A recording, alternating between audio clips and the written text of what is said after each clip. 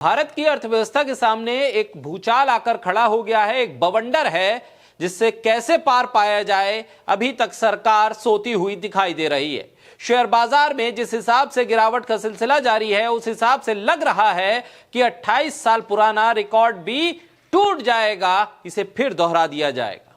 Nifty 50 ने फरवरी के महीने को मासिक आधार पर गिरावट के साथ बंद किया तो 1996 के बाद यह पहली बार हुआ जब निफ्टी में लगातार 5 महीने गिरावट देखने को मिलेगी, यानी फरवरी बीतते बीतते रिकॉर्ड भी टूट जाएगा 28 साल पुराना।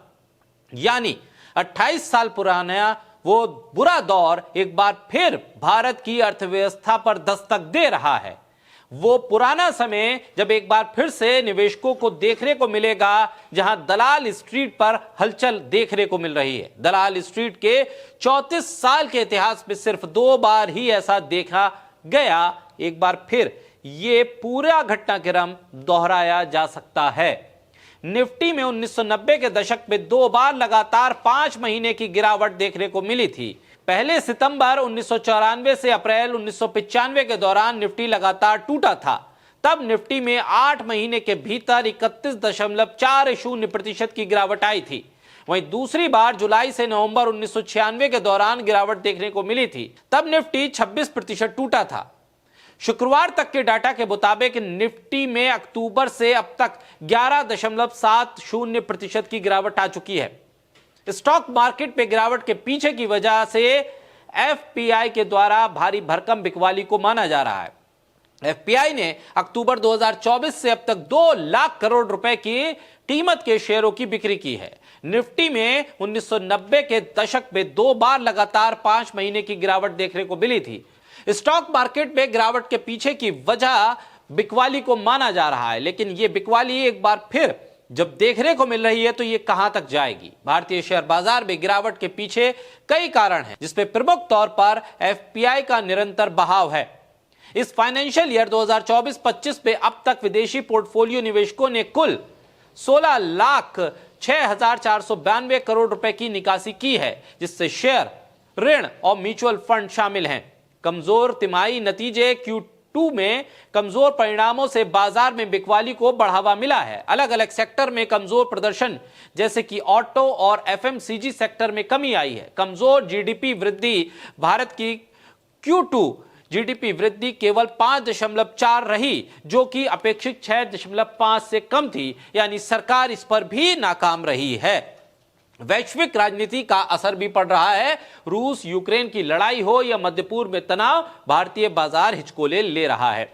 अमेरिका में उछाल है क्योंकि अमेरिका में डोनाल्ड ट्रंप की जीत के बाद वहां के बाजार में, वहां के निवेशकों में भरोसा है, लेकिन वो भारतीय बाजार से दूर हो रहे हैं।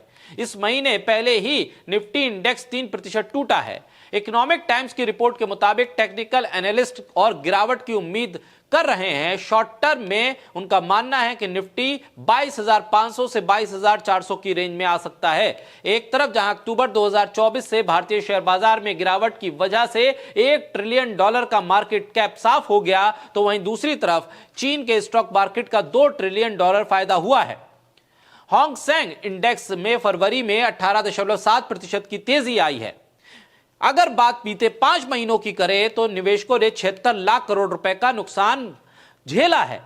आंकड़ों से अगर समझने की कोशिश करें तो बीएसईएस के मार्केट कैप 30 सितंबर को शेयर बाजार बंद होने के बाद 4,74,35,137.15 करोड़ देखने को मिला था, जो 24 फरवरी को घटकर 3,97,97,305.47 करोड़ हो गया। इसका मतलब है कि निवेशकों को अब तक 7,63,731 करोड़ रुपए का नुकसान हो चुका है। इस पूरे मामले पर सरकार की तरफ से अभी तक कोई स्पष्टीकरण नहीं है। सरकार अर्थव्यवस्था के डूबने के क्या इंतजार कर रही है? अमेरिका जाते हैं प्रधानमंत्री नरेंद्र मोदी और मध्य प्रदेश में इन्वेस्टर समिट को भी संबोधित करते हैं।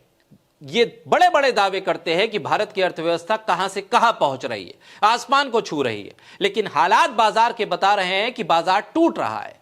कांग्रेस के नेता श्रीनिवास ट्वीट करके प्रधानमंत्री को संबोधित करते हुए लिखते हैं कि प्रधानमंत्री जी, भारत का शेयर मार्केट 1996 से भी बुरे हालात में है। 26 सालों के रिकॉर्ड टूट चुका है। इन्वेस्टर पूरी तरह से बर्बाद हो चुके हैं, फॉरेन इन्वेस्टर भाग चुके हैं, अडानी और बुच जो बच गए हैं, लेकिन भारत के लाखों करोड़ों शेयरधारक डूब चुके हैं। आप चाहते क्या हो? रवीश कुमार इस पूरे मामले पर बकायदा एक वीडियो भी बनाते हैं और वो इसमें यह भी बताते हैं कि हर दिन बाजार गिर रहा है, निवेशकों के लाखों रुपए डूब रहे हैं। बाजार का गिरना कहां तक जाएगा, कब रुकेगा, किसी को नहीं पता। सरकार तो है ही नहीं कहीं, बस यही दिख रहा है कि गिरावट के कई महीने हो गए हैं। दूसरी तरफ प्रधानमंत्री ग्लोबल निवेशकों का सम्मेलन कर रहे हैं। भोपाल में उनका भाषण देखिए, एक लाइन इस बात पर नहीं है कि ट्रंप की टैरिफ नीति का मुकाबला कैसे किया जाना चाहिए। दुनिया भर के नेता पब्लिक को बोल रहे हैं, लेकिन भारत के प्रधानमंत्री इतना ही कहते हैं कि चुनौतियां आ रही हैं, हम तैयार रहना चाहिए, हमें तैयार, और हम तैयार, हमें रहना भी होगा। अगर उनके भाषण को सुन लीजिए या कॉपी निकाल कर पढ़िए तो आपको नहीं पता चलेगा कि ट्रंप चुनाव जीते हैं और टैरिफ को लेकर दुनिया भर में हलचल है। यानी पत्रकार इस अंदेशे को जान रहे हैं, अर्थव्यवस्था के जानकार इस अंदेशे को लेकर दरवाजे खटखटा रहे हैं। अर्थव्यवस्था के जानकार ये कह रहे हैं कि भाई एक भूचाल आपके दरवाजे पर है, इससे कैसे निपटेंगे, सरकार इस पर प्रतिक्रिया दे। लेकिन प्रधानमंत्री हैं कि अभी भी भाषणों के दौर से बाहर नहीं निकल पाए हैं। देखना यह होगा कि इस भयंकर अर्थव्यवस्था के भूचाल का सामना भारत सरकार किस तरह से करेगी।